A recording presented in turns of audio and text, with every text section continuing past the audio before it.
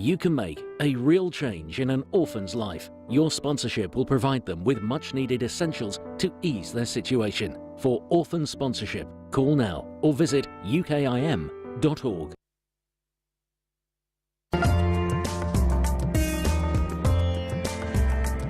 Where can you get high quality and low prices? Amar Food Store and Halal Meat in Lincoln Road, Triangle is the place to go. Pay us a visit and take advantage of our special offers and great range of products on groceries, vegetables, fruits and halal meat. Also send money to Pakistan absolutely free. We have all top brands at special offers, offer free customer parking and provide a free local delivery service. Amar Food Store and Halal Meat, 613B Lincoln Road, Peterborough. Call us on 01733 687 374. High in quality, low in prices. At Cake Inn, all our cakes and slices are freshly baked for that delicious taste. At Cake Inn, we bake 100% vegetarian and halal eggless fresh queen cakes. Delicious flavoured cakes for birthdays and weddings, ceremonies and all other occasions, with free customised messages, even balloons and candles too. Order for delivery or collection from Cake Inn, 489 Lincoln Road, PE1 2PE, and your cake could be ready within 2 hours. Find out more and order online at cakein.co.uk or call 01733 496 584.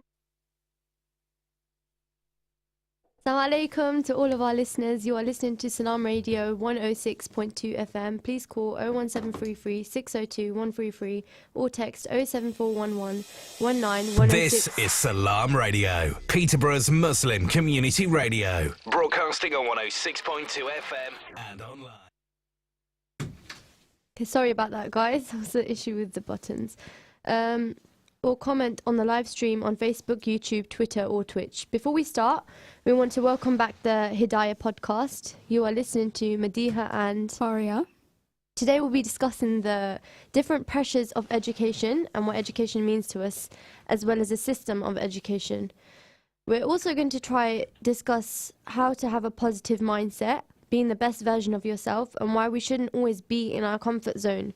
If you guys have any questions, please make sure you comment in order for us to have an interactive discussion, inshallah. Right, assalamu alaikum everyone. So we'll be speaking about how educational pressure has a huge impact on our young brothers and sisters and how it can actually reduce their desire or drive to learn.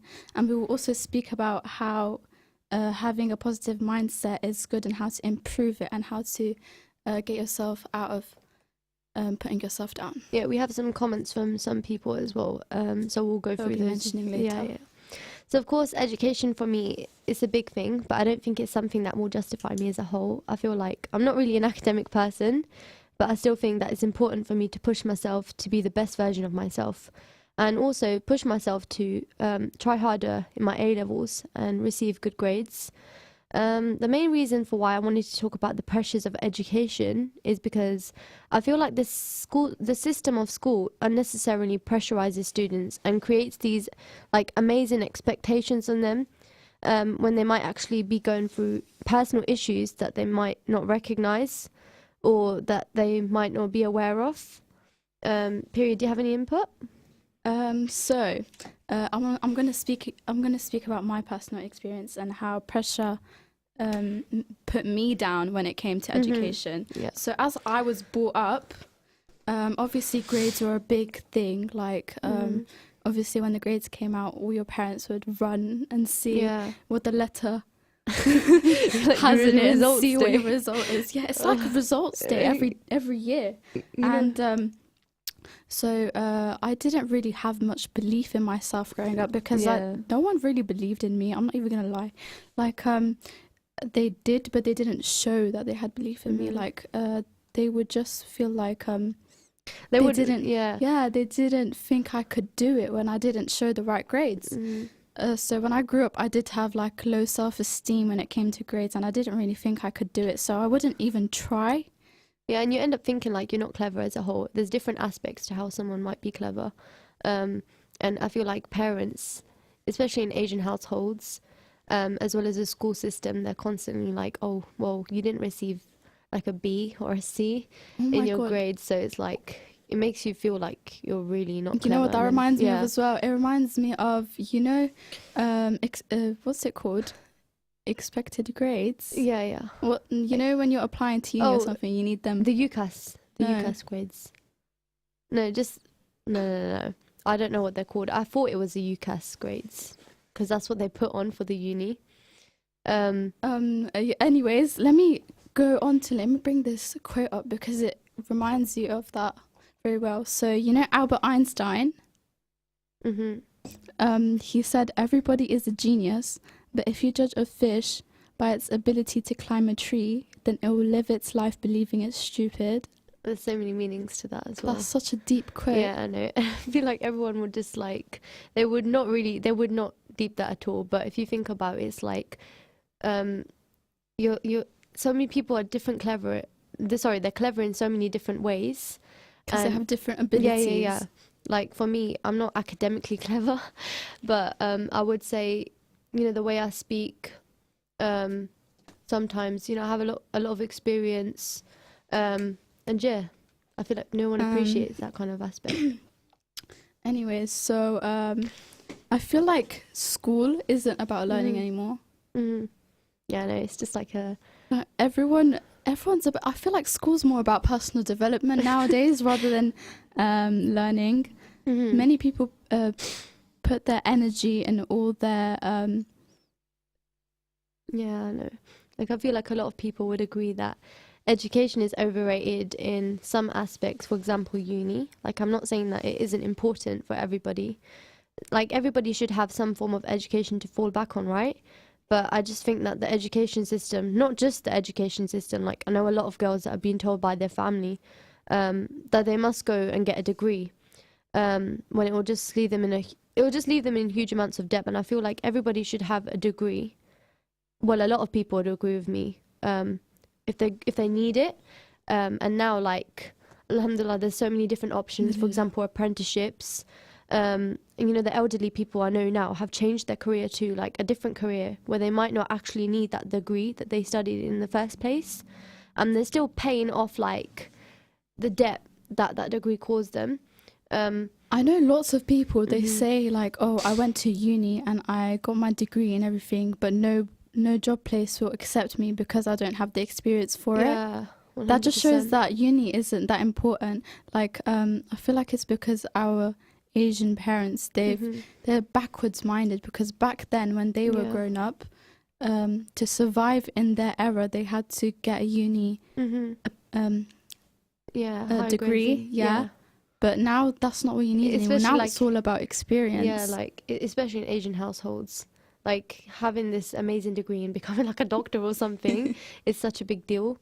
But constantly being compared to other people in your family, to like your cousin, for example, you know, I know so many people that can say their parents were embarrassed because they didn't receive like grade 9s, just like their cousins might have. I mean, it's easy to tell a 16-year-old to make sure you get a grade 9 or an 8, but you're actually helping them to achieve that. Like, are they actually helping them to achieve that, especially the school system? You know, teachers will literally justify a student's future GCSE grades by these small assessments that I think create unnecessary stress on them, as they actually will probably get a really good grade when it comes to the actual GCSE grades. I mean, I was told in school that in your mocks you're going to get 2s because that's what your mock said, but in the end I came out with 5s. And yeah, that's what I was trying to speak about with expected grades. Yeah, I mean, I was stressed, but maybe it was good to some extent, as it scared me and it pushed me more. But I hate the way I was labelled as someone that was going to get these low grades, and when in the end I didn't get, you know, it wasn't what they said I would get. But I feel like many would agree on the other side that school does enforce on you discipline, and it pushes you, because it pushed me a lot, it pushes you to do better, and it pushes you that you need to get somewhere in life, you need to start acting up, otherwise you'll be behind everybody else. Yeah, and in a sense, like being the best version of yourself. If you don't have all of these experiences in terms of education, also personal development, then you're never gonna like be able to develop or grow or come out of your shell. You won't have any brain you're development. You're always gonna either. be scared to do something. Like, even say you're commuting from a school to like a university outside of Peterborough, even going on the train for like half an hour, that is something that you can gain so much experience from, because you're independently doing it. So it's like some parents will say, oh, what's the point of going outside of Peterborough when you're just going to commute? But like doing those small little things by yourself make a big difference, because like, you know, you're doing that with your parents, right? Yeah. But you know, I feel like parents forget that we need our own independency to learn. 100%. I mean, I feel like with me, I was homeschooled. So like, you know, I didn't have much pressure, you know, like kids would have in year 6, they'd have like these SATs, and I never had that kind of stuff. So it's like, you know, from the age of 4, my mum didn't really agree with the system of, not that she didn't agree with rules or anything like that, but it was just having a 4-year-old in reception and making them sit on the floor at a specific time, and then they finish that lesson at a specific time, and then they have to be in the next lesson at a specific time, and if they're not good, then they have to, of course it's quite good to discipline a child by making them face the corner, because that's what I'd have to do in reception, right? And if I wasn't good, then the milkman wouldn't come and I wouldn't get to have my carton of milk.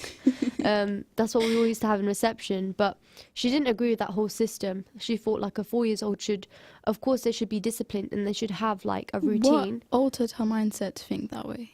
It was just like, my mum's always been like, you know, even in school, she didn't like go to school here? She was brought up in Luton, so like she didn't like school herself. So she's experienced what the education system is and here. she just thought like a 4-year-old should be more like accessible to nature, should be playing outside more, you know, like of course there should be a routine, but like sitting in a classroom all day, constantly being told off, getting all these like detentions, you know, it's not good for a 4-year-old. That stops you being and yourself. Of course I'm not saying from like year 6 and above. I think when you're year 6 and above, you should be like studying, you should have a really it should be like a hardcore routine, but the age of 4 to like year 5, like children should always be accessible to being outside more, playing. I mean, there was one woman that was, I feel like a lot of people judge homeschooling people like this. There was one homeschooling woman, and obviously people homeschool in so many different ways.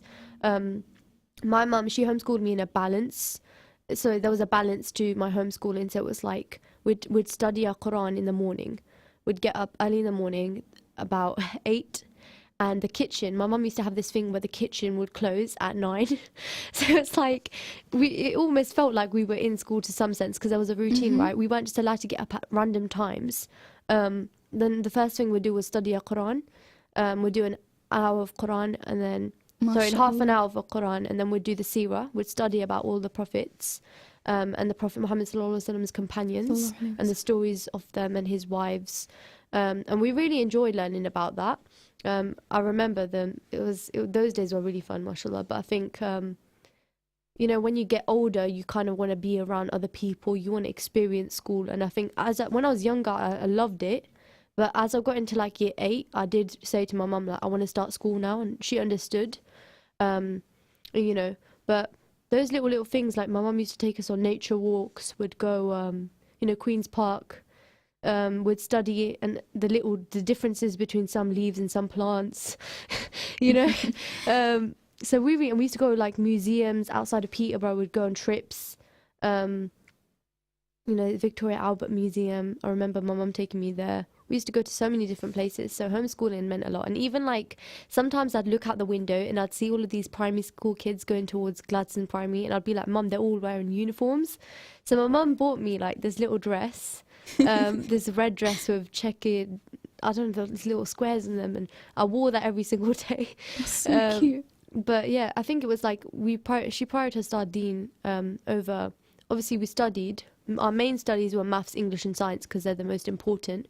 But our Quran and our Islamic studies came before, and then the rest of the day we'd do maths, English, science. We had a maths tutor.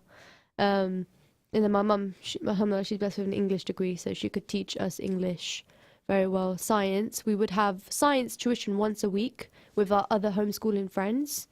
But yeah, other than that, it was really good, and I definitely recommend homeschooling for other children.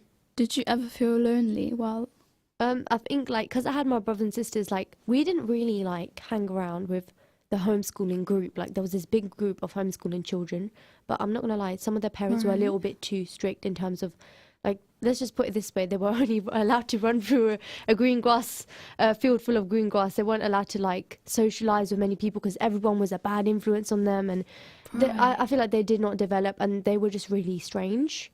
But that was like this particular homeschooling group. But obviously my mum knew how to balance that. So we were allowed to be around people, we were allowed to socialize. And that's like really important because you need to know what's going on outside in the world as well. You can't just stay stuck in this bubble.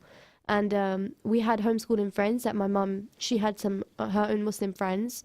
And we used to go around their house for tuition. We'd do like science lessons with them, Islamic study lessons with them. We'd travel with them to different museums, nature walks, etc. So, you know, I had them, but then you kind of want to be around different people. You don't want to just be around the same people all the time, right? So I think that's when like I wanted to go to school to make more friends. Would you say it improved your relationship with your siblings? Yeah. Me and my siblings, we've always been close, like really, really, really close. Allah Mubarak, man. Madiha and her little sister are so cute together. Go everywhere. Yeah, I'd aspire to have the relationship you have with your sister. But obviously Fatima, she's a bit, when I went to school I struggled more because there were some things that I wasn't open to. For example, slang language. Like kids knew a lot from a young age that they shouldn't know. They knew a lot of stuff that they should not know. That's true. And people will be like, oh, well, you're the one that should know that. You're the one that's been stuck in a bubble. Well, we shouldn't be knowing that kind of stuff anyway. There's some things that genuinely they should have known from that age. So like it's good that I was protected from knowing some of that kind of stuff. Yeah, I feel like a lot of things are normalized in secondary school. Yeah, I know, that be. Like if it, like kids should be taught about, you know, like relationships and, you know, certain, you know, personal things that they should learn in PDE, but they should be taught the proper way. When I went in, I was being told by little kids in a really disgusting manner. And I think I was a bit traumatized. I'm not going to lie, to begin with, I was a bit traumatized. But, you know, after a couple of months, you know, I fitted in quite well. The only problem I had was like the way some of the girls were. I was a bit different to them. But you know, I'm quite settled now. It's just my sister Fatima, she's a bit more, you know, different to me because I'm able to tell her the way school is. That's and she's true. able to, she's more open-minded in that sense. She knows a lot more. So she did start school, but you know, I don't think Did your older siblings not give you that experience? I think me and my brother wouldn't really talk to me much about it, to be honest. He'd just tell me to make sure I'm hanging around with the right people. But you won't really, I didn't really have the same relationship as I did with my brother compared to my sister. So, you know, but I think Isa, my brother, sorry, named him, he fitted in quite well. He was always, he liked school, I think. But yeah. So what year did you start going into school? I actually started reception and then I finished year 1 or beginning of year 1, and then I was homeschooled until 13. So my mum took me out in the beginning of year 1, and then I was homeschooled up to year 9. So I started in year 9. And then, yeah, I'm currently in year 13. So I've been in school for like, I'm on my 5th year now in school. So yeah. Did you feel like you found it hard to fit in when you first went? I think to begin with. Did you feel antisocial, by the way? No, I think, I'm not gonna lie, a lot of people took the thing out of me. Like a lot of people, you know, took the mick out of me because like I was really, really like proper innocent compared to some of those kids. That's so good though. So no, but to some extent it wasn't, because like honestly some of them just left me in shock every single day. But I don't know, like it was easy for me to have friends because a lot of girls told me to chill with them. Some girls did tell me to chill with them, so it was okay for me then. But yeah, I think it was just like because they were a bit more influenced in that sense compared to me. That's the only thing I struggled with. And then some girls would make me do things to be like in their group, and then eventually one day I was like, okay, I'm sorry, but I'm not like you guys. You seem like nice people, but I'm gonna chill with this girl because I feel more comfortable with her. And then yeah, but I'm happy now. You know, as you did start going into school? Would you say you had more pressure on you when you were homeschooled or when you started school? You know what, like teachers, because I was homeschooled, when I'd get something good in my grades, they'd be like, oh my God, this homeschooled student, she achieved this. I'm not going to lie, a lot of the kids, it didn't make much difference because they were in school. Like, you'd think that, oh, because he's been in school longer than I have, they're going to be more cleverer, they're going to achieve better results. It honestly doesn't make much difference as long as you're being tutored just as good. I think it was just like, I was struggling to adapt to these constant assessments, like we said, the pressure of assessments. And honestly, like, I feel like there should be mock exams, because then it's allowing a student to know like exactly where they are. But so many of them, like, I just think that's so unnecessary. Assessments that we did like 4 assessments in year 9. And then we did a mock at the end, and I just thought like the mock was necessary, but like, why all of these little assessments? And then like half the students, after being in set 4, they'd be moved down to set 6, and then from set 6 all the way up to set 3. So I'm just like, I don't get it, man. It's just because they didn't revise, you're going to make them feel like they're not clever and then move them all the way down to that bottom set. So, yeah. Yeah. So we do have some questions. I don't know what time is it right now? It's 19 past. Okay, so we're finishing at 24 past for the second half. 26. 26, okay, that's fine. So we'll read through some comments. So, do you want to read through some of the comments? Right, so Mariam said, this is what I think of the education system. I personally believe that the idea of SATs in primary school and written assessments in secondary school are pointless. Memory tests don't give you the experience you need to survive in the real world and creates unnecessary stress for the younger people like myself. Especially like, being homeschooled, we did some tests, but it wasn't like that. I think it's so much stress on like a year 6, and how old are they? They're only like 11 years old. I feel like it definitely, that I completely agree with that 100%. I agree with that, but to flip it on the other side, I think many people would agree that is to add more discipline into that student and show them that the real world isn't easy and that you have to work for what you want. You can't just get it. Yeah. So I feel like there's two different ways to it, I suppose. When it says memory tests, I agree with that as well, because not everyone has a good memory, including myself. Yeah. There's 5 Do you want to read the next comment? Okay, so this one is my favourite comment by Joaria. She said that I believe that the education system strives to make individuals form a better society. This is done by teaching them what is classified as normal behaviour and expecting them to implement this in their daily lives. However, what some people classify as normal is not always the same. Factors like culture and religion sometimes fail to meet the expectations of the education system.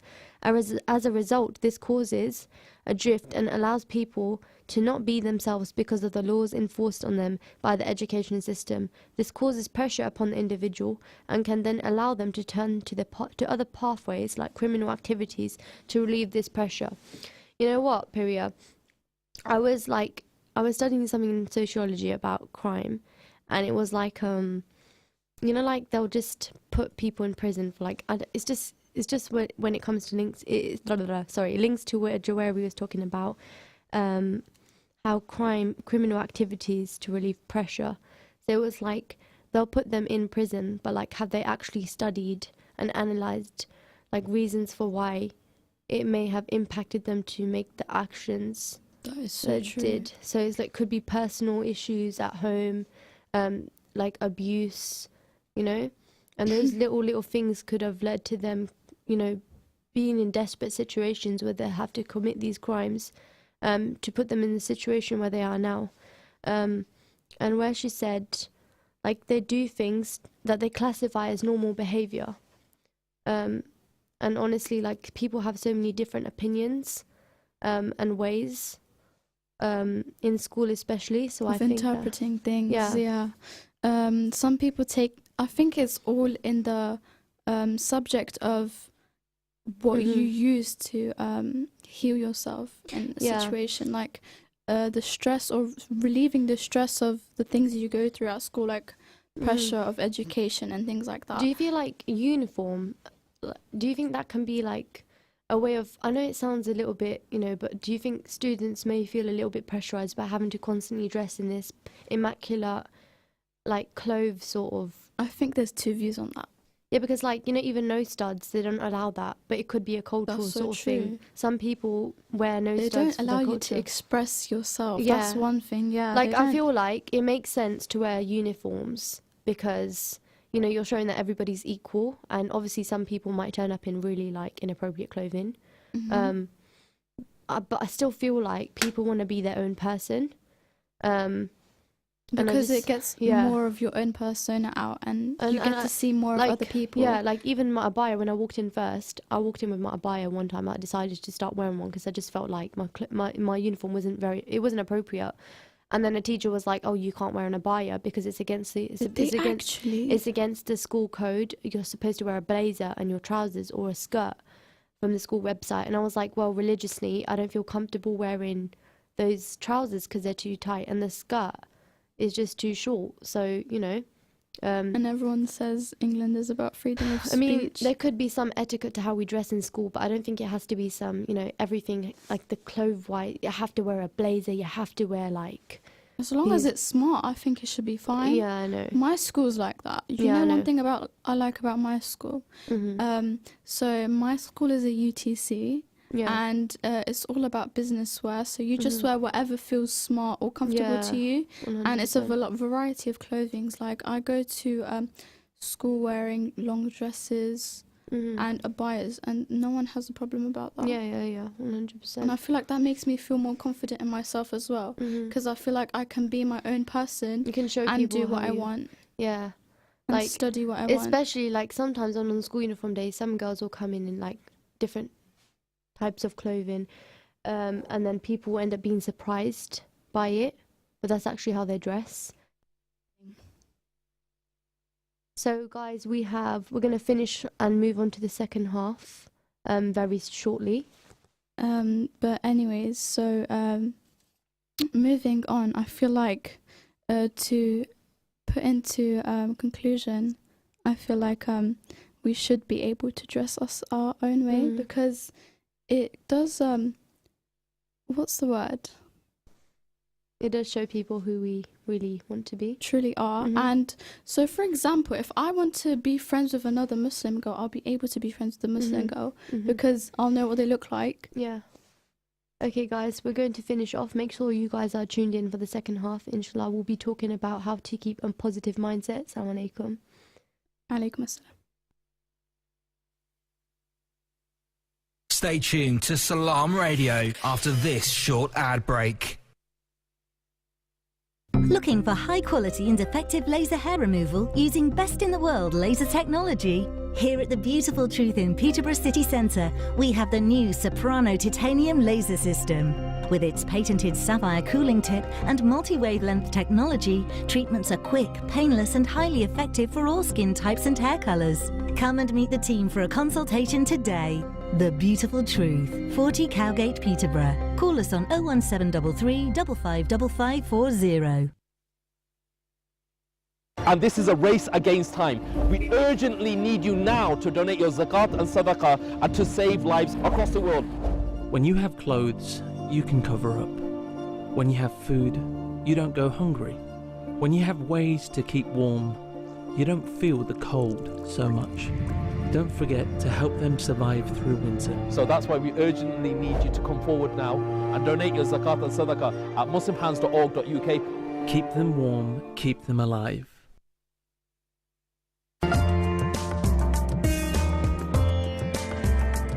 Where can you get high quality and low prices? Amar Food Store and Halal Meat in Lincoln Road, Triangle is the place to go. Pay us a visit and take advantage of our special offers and great range of products on groceries, vegetables, fruits and halal meat. Also send money to Pakistan absolutely free. We have all top brands at special offers, offer free customer parking and provide a free local delivery service.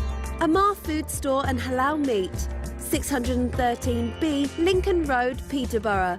Call us on 01733 687 374. High in quality, low in prices. Do you own a restaurant or takeaway? Cater Fair is an expert supplier of new and used commercial catering equipment. Visit caterfair.co.uk for quality equipment on sale at the lowest prices, or call us on 01733 310 115 or visit us at 11 Royce Road, Fengate, Peterborough. On the 25th December, the largest annual Dhikr Majlis takes place at Zakaria Jamia Masjid Bolton in the company of the Honorable and Illustrious Rahbari Tariqat, Reviver of Sunnah, Hazrat Sheikh Asif Hussain Farooqi, Damat Barakatuhum. A special evening of Dhikrullah and Dua with bayan in Urdu and English. Free transport and food provided. Book your place now at sufi.org.uk or call 0777 33 60033. The opportunity is priceless.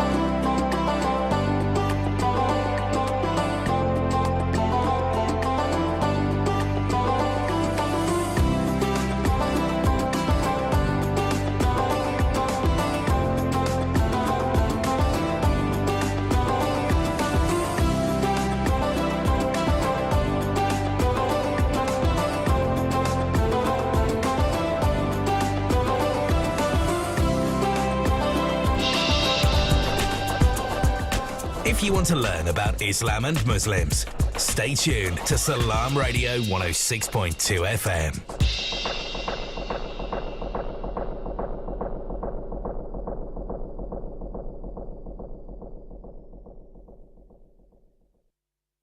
بسم الله الرحمن الرحيم حميم تنزيل الكتاب من الله العزيز الحكيم ما خلقنا السماوات والأرض وما بينهما. Assalamu alaikum to all of our listeners. Welcome back to Salam Radio. You are listening to 106.2 FM. Please call 01733 602 133 or text 07411 191062 or comment on the live stream on Facebook, YouTube, Twitter or Twitch. So what we were talking about educational pressures and our personal experiences. We were going through some comments on the end of the first session, half of the session. So we just went through some comments on what we think of assessments and whether we think they are necessary, and also whether we think the early years in primary school should be going through these assessments and if it's actually benefiting them. Yeah. We also went through some positives, right? And whether we think that it is actually good for them as it's putting them under pressure to try harder. As Piria said, if you actually want something, you need to try hard for it. You need to work for it. And they'll only realise that if they're given something to put them under pressure. So they're not constantly in their comfort zone. And this is kind of where we're going to be moving on to talking about keeping a positive mindset and not always being in your comfort zone. Right, so something I want to bring up is motivation. Now, when you're someone, I have a lot of people come up to me and they'd be like, Pari, I don't know what to do. I've got my A-level mock exam next week and I have no motivation to do anything. And to me, I feel like motivation is a huge scam. Yeah, 100%. It's just a whole lot of temporary emotions that go away. I feel like you need to trust your Lord and pray that you do well. Yeah. There's a dua. I think you should mention it. رب اشرح لي صدري ويسر لي أمري واحلل عقدة بلساني يفقهوا قولي. This dua can be beneficial before you start your studies. So So we're pressured to decide our career path in year 9 when we choose our GCSEs. And it can be quite unfair on us because most people change what they want to do because they're unable to go into that field because of the subjects that they choose. And this kind of links to how people from such a young age are expected to choose a specific area that they want to go into, but are they actually being supported by the teachers and their parents and everyone? Another important dua that I think everyone should say before they study. Also, what I do before I have an exam is I just search up on Google du'as before exam and I just read them. Is that what you do as well? Yeah, a lot of the time. It's Rabbi Zidni Ilma. It's one of the most common du'as that everybody I think that's the du'a that Allah gave to Musa. I'm not sure, but I was reading the translation of Quran the other day and it was talking about it and I was like, oh my God, it's this ayah. Yeah. So sometimes it's like, it's also like learning in a negative environment, right? Like in negative learning environments, students may feel like quite uncomfortable, confused, unsupported, and afraid to make mistakes. And like, you know, like how they make certain children feel like this environment does not force students to toughen up or put in more effort.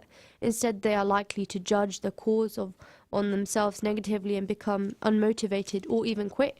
So like it's always about the environment, right? And sometimes like even when teachers say it's okay to make mistakes, that can be like really beneficial because students are able to think like, I don't always have to get it right all the time. Environment is an actual big thing because everything, we're like sponges, like especially children. We're like sponges. You take everything around you in. So if there's someone around you with the mindset of, oh, it doesn't matter, these mock exams don't matter, you'll do good on a good one, or like you only live once, and yet I feel cares? Like in that sense, like your opinion is kind of like you're always thinking about the easier option though. That's the negative side of it. And you're never going to try hard. You're always like, okay, so I failed in this first exam, but I'm going to get an opportunity to do it next year. So it's all right. I'll chill for this first year and then I'll try pass it next year. But like, why not? Why put that unnecessary pressure on yourself? Why not try hard now? Pass it the first time and then, you know, you'll be chill the next year. Well, I wouldn't say necessarily chill, but you'd be able to focus more on your other, you know, subjects. I feel like that's all the cause of that. I feel like is because of pressure, like we spoke about again. And I asked a lot of the younger audience, and I asked them, what puts you off education? And they all said to me, they said, the pressure that we carry on our shoulders, knowing that if we fail, we'll get punished like this or that, and they just don't have hope in themselves anymore. And it's quite sad to see. So I feel like if you're a parent out there and your child isn't getting the grades you want them to get, I feel like tuition is a very good option. Tuition. Yeah, and just support them. Like I know one thing I love about like non-ethnic parents is, so I was watching a YouTube video the other day, you know, they unboxing A-level results. Yeah, so there was this girl, no, actually it was a GCSE one actually, and she was like, oh mum, and I actually got a 4 in English, and her mother was so happy. She was like, that's 20 quid for you. Like, even though, because she knew that her daughter was struggling with something like that. She knew her daughter was struggling with English, and she was really struggling with it, and she knew that she tried really hard with it. So she didn't just appreciate her passing, she gave her a reward for it. Yeah, like, you know, even like with maths tuition, when you go in and you've got like this big group of students, sometimes your child, like even me, when I went to maths tuition, I feel like someone from a higher set would just judge me based on like what I know, and then just like laugh or something, and like, you know, you can't really express yourself when you're in tuition with like 12 other students, which can be quite, you know, it can have a huge effect on you. And that's when I think personal tuition, it was more helpful because I was able to say something without feeling like I'm dumb or something, or I'm not clever, or, you know, I should know this, and yeah.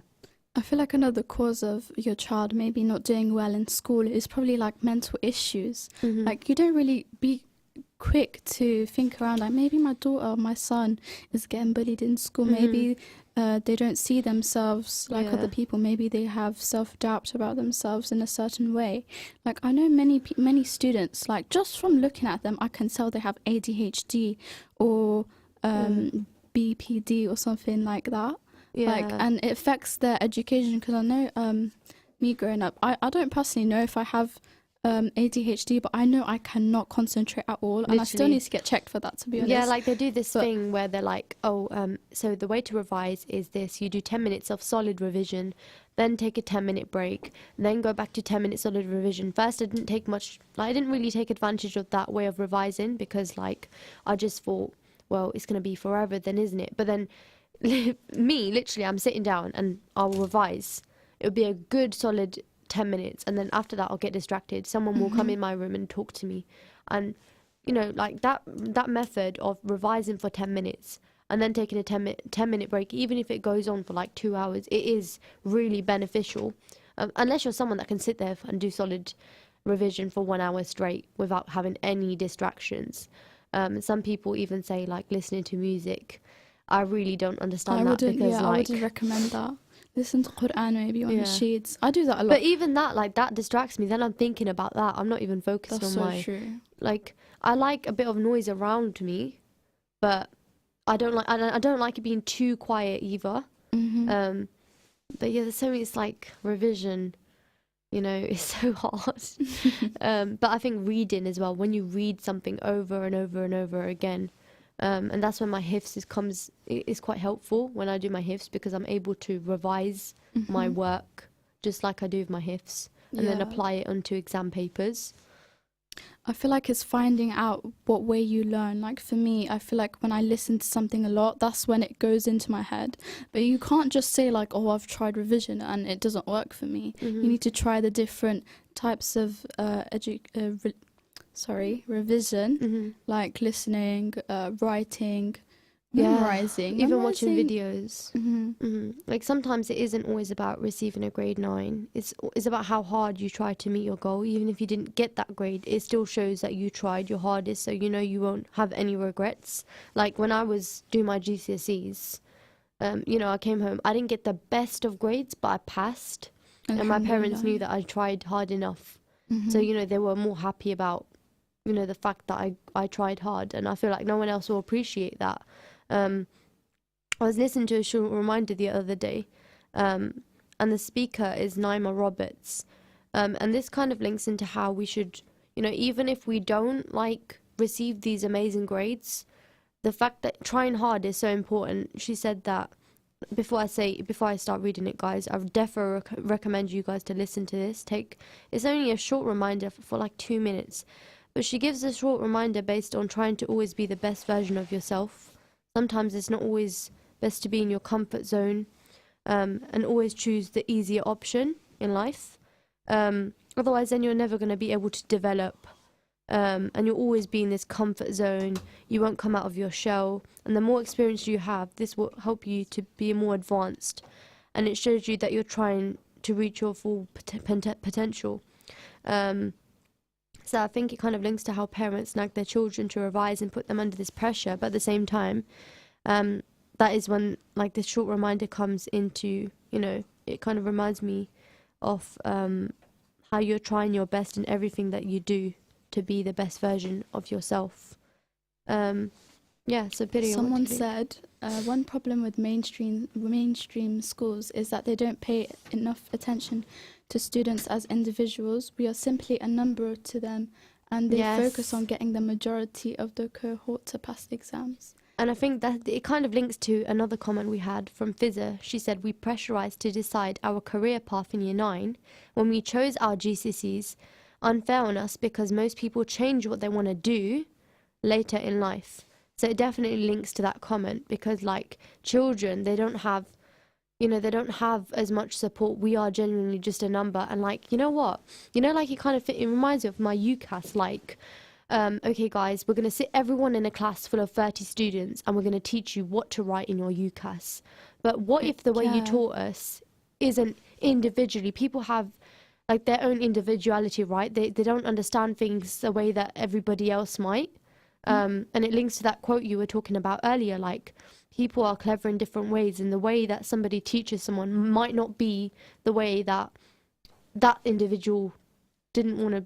That's not the way they want to learn, if that makes sense. You know, for me as well, when I was growing up, I always had to have, like, when some of my teachers, they knew me, like, after a while, and they knew that they had to come up to me for the information they were teaching to get into my head. But then my teachers would change, and then I'd get new teachers, and it was having to go through the whole process again, and I wouldn't learn half the things. But so in my engineering, we went on a trip to go to, do you know the new university here? Peterborough University. Yeah. We went there while it was getting built, and they were speaking to us about like the classrooms and everything.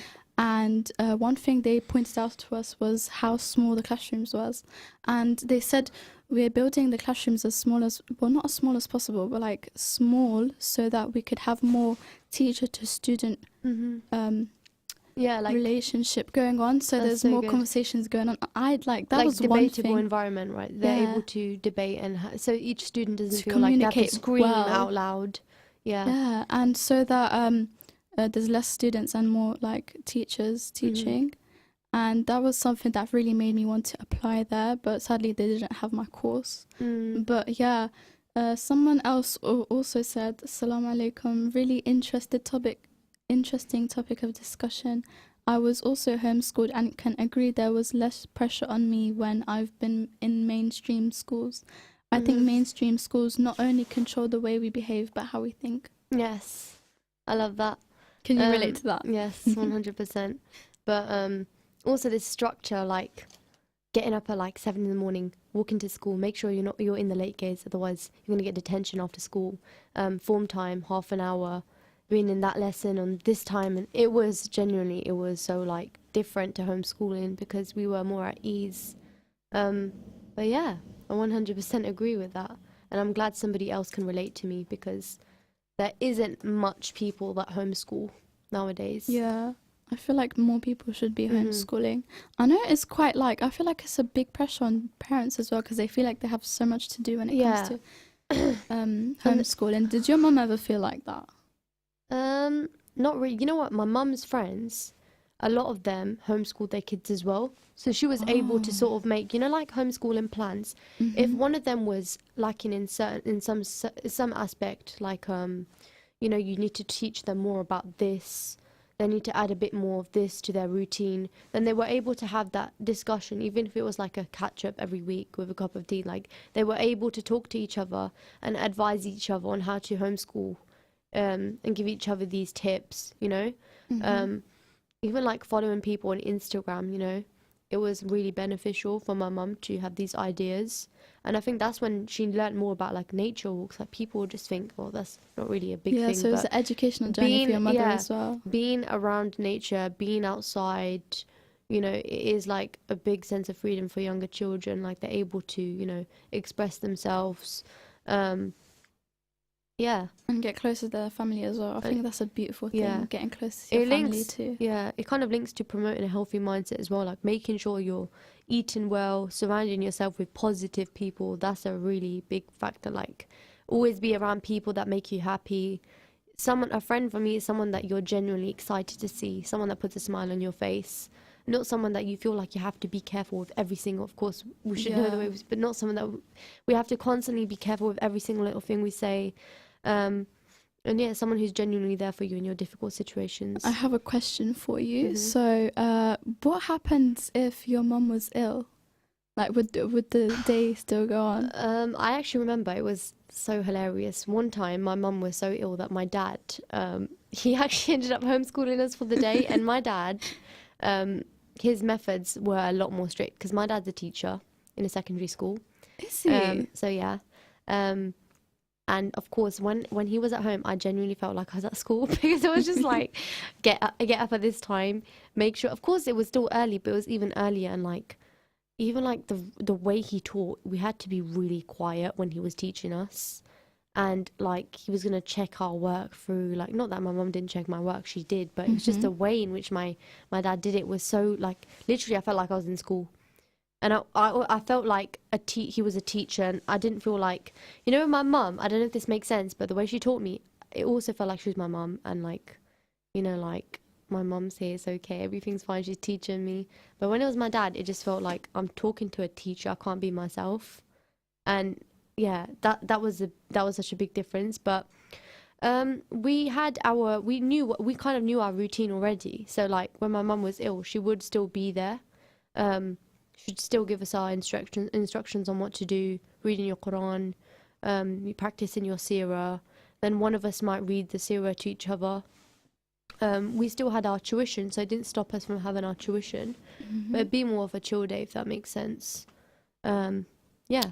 So something I want to talk about is, if you ever want to get anywhere in life, you always need to put your trust in Allah. Yes. Like, I feel like many people, when they buy these books that are for motivational to get your mindset improved or blah, blah, blah, it's all about believe in yourself. And I think that's a very disgusting thing to teach young people, because it's not about believing in yourself, it's about trusting in your Lord and trusting that, because listen, you know how we say Surah Fatiha? Yes. Bismillahirrahmanirrahim. Alhamdulillahi Rabbil Alameen. Ar-Rahman Ar-Rahim. Maliki Yawmiddin.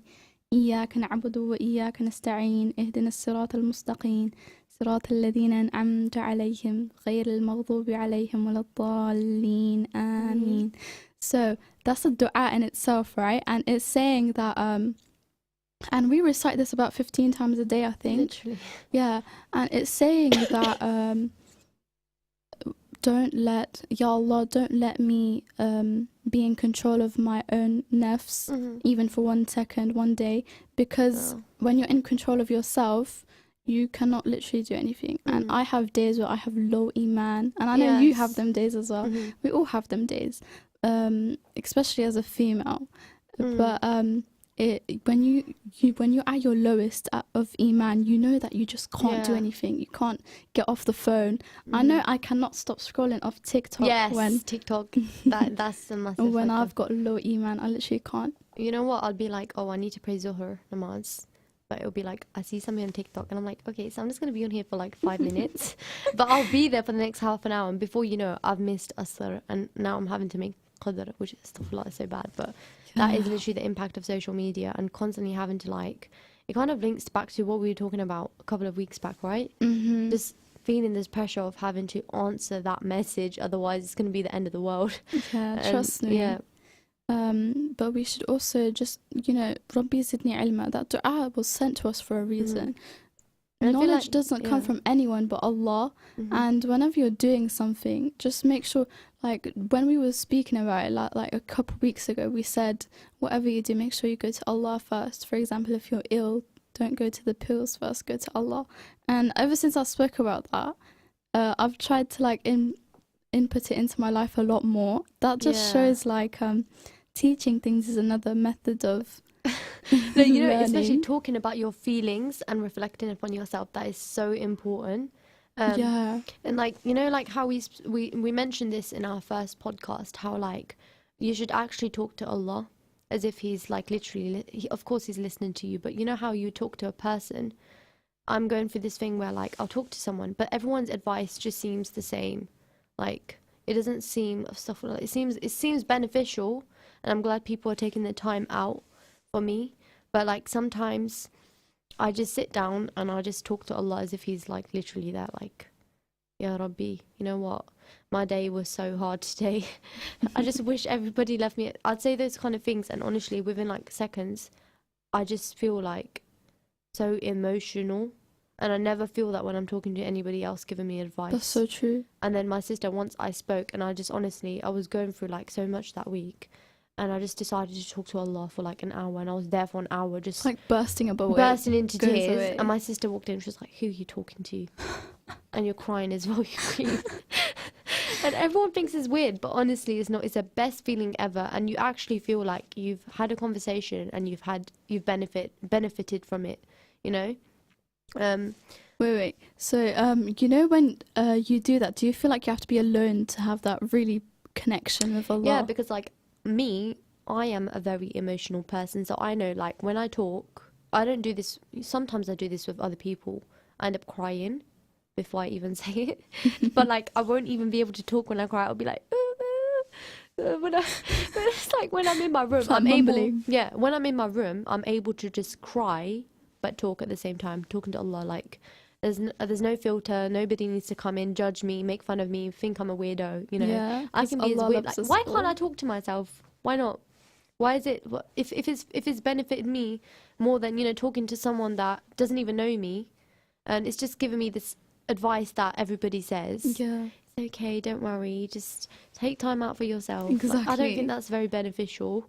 And what I see as beautiful is that you understand that it's Allah that can help you and no one else. Yes. Like other people might see it as you're talking to yourself, but you know who you're speaking to, and you know that you're getting listened to. And something else that was beautiful that I heard about is, you know, when you make dua to Allah, Allah already accepted that dua before you even made it.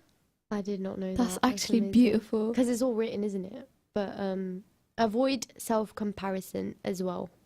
100%. Like, try not to... We've got 2 comments I'm going to read out. So someone said, I think Madiha can agree with me. A lot of people don't actually understand what homeschooling is. It's not always your mum teaching you from a textbook. It can be seeing tutors who specialise in different subjects.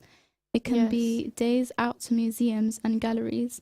Homeschooling means more time to follow your own interests. I did swimming, horse riding, etc.